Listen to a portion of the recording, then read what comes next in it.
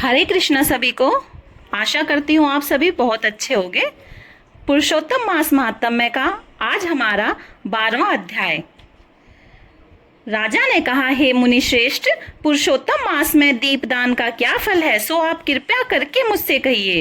वाल्मीकि ऋषि बड़े हर्ष से कहने लगे, भाग्यनगर में चित्रबाहु नाम का राजा राज्य करता था। वह सत्य प्रतिज्ञा वाला, बुद्धिमान, शूरवीर, क्षमाशील, सब धर्मों को जानने वाला, शील रूप दया से युक्त, पूजनीय भगवान का भक्त था। एक दिन दूर से आए हुए अगस्त्य मुनि को देखकर दंडवत नमस्कार कर, विधि से पूजन करके, भक्ति से आसन बिछाकर ऋषि के आगे बैठकर विनय से नम्रता के साथ बोला, आज मेरा जन्म सफल हुआ। जो मुनिराज मुझ सेवक के घर पर आए, फिर सिर झुकाकर राजा हाथ जोड़कर कहने लगा, महाराज, मेरे यहाँ बहुत सी लक्ष्मी और अकंटक राज्य कैसे हुआ, और यह पतिव्रता स्त्री कैसे प्राप्त हुई? मैंने ऐसा कौन सा अच्छा कार्य किया था, यह सब कृपा करके मुझसे कहिए।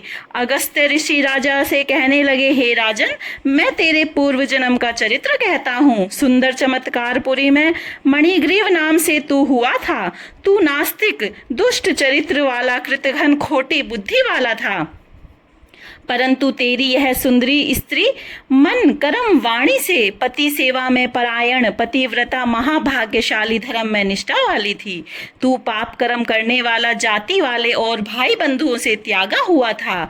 क्रोधी राजा ने तेरा सब धन छीन लिया, फिर जो कुछ बचा हुआ वह जाति के लोगों ने छीन लिया। सब धन के चले जाने पर तुझको बड़ा कलेश हुआ।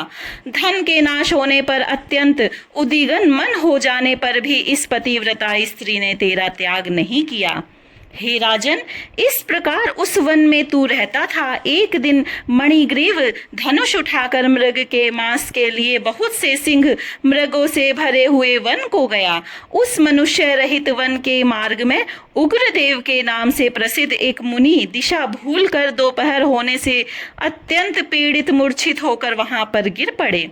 तब उस मार्ग के भूले हुए दुखित ब्राह्मण को देखकर तेरे मन में दया उत्पन्न हो गई और तू उसको उठाकर अपने आश्रम में ले आया। तुम दोनों स्त्री पुरुषों ने उस उग्रदेव की अत्यंत सेवा की। तब यह महायोगी चेतना को प्राप्त होकर आश्चर्य करने लगा कि मैं कहाँ था और इस वन में मुझको कौन लाया। उग्रदेव बोला, मैं तुमको नहीं जानता हूँ कि तुम कौन हो, सो बताओ, क्योंकि बुद्धिमान ब्राह्मण को बिना जाने हुए नहीं रहना चाहिए। मणिग्रीव कहने लगा, हे ब्राह्मण, मैं भाई बंधुओं तथा जाति के लोगों से त्यागा हुआ मणिग्रीव नाम का शूद्र हूँ। उग्रदेव ने शूद्र के वचनों को सुनकर अत्यंत प्रसन्नता से फलाहार कर जल पिया। तब मणिग्रीव ने, हे मुनि श्रेष्ठ, मनुष्य रहित बिना जल के दुष्ट सिंह व्याघ्रादिक जंतुओं ने परिपूरित इस महावन में आपको कहाँ जाना है? उग्रदेव जी बोले, मैं ब्राह्मण हूँ, प्रयाग जाने की इच्छा से इस अनजान वन में आ गया हूँ। तुमने मुझको जीवन दान दिया, अथा बताओ तुमको क्या प्रदान करूं? हे मणिग्रीव, किस दुख से तुम दोनों स्त्री पुरुषों ने वन का आश्रय लिया, सो मुझसे कहो, मैं तुम्हारे सब दुख दूर करने की चेष्टा करूंगा। अगस्त्य ऋषि कहने लगे, इस प्रकार स्त्री के सामने उग्रदेव के वचनों को सुनकर मणिग्रीव मुनीश्वर की प्रार्थना कर दरिद्रता रूपी समुद्र से पार उतारने के लिए अपने अत्यंत भयंकर अनेक कर्मों को सुनाने लगा। इति श्री 12वां अध्याय समाप्तम। राधे राधे।